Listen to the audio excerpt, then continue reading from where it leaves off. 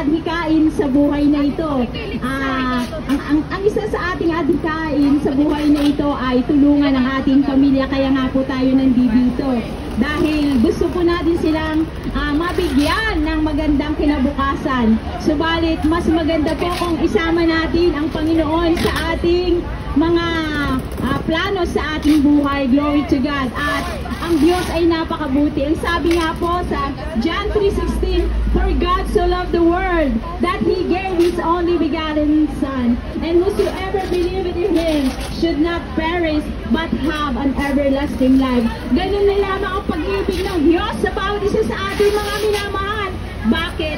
Ibinigay niya ang kanyang bugtong na anak para sa atin dahil ayaw niya na tayo'y maghirap. Tinubos na po tayo sa pamamagitan niya.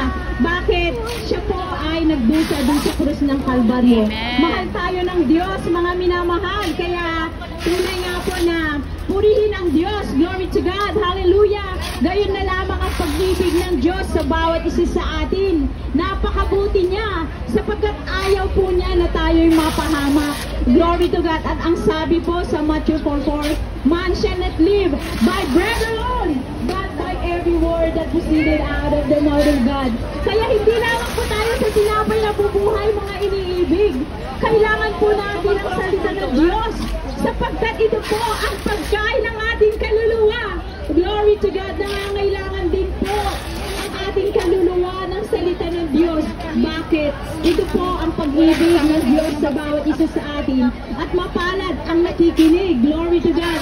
At ang sabi po sa Marcos 16:15-16, ipangaral ang salita ng Diyos sa buong sanglibutan. Glory to God. Kaya hindi lamang po dito sa church ipinapangalan ang salita ng Diyos, maging sa likuang daan, sa mga palengke, kaya kung at sa mga bus, kaya kung may nakikita po kayo nangangaral, kami po yun. Bakit? Ito po yung kalooban ng ating Panginoon na ipangalan ang salita ng Diyos, ipahayag ang dakilang pag-ibig ng Diyos sa bawat isa sa atin. Amen. God is good.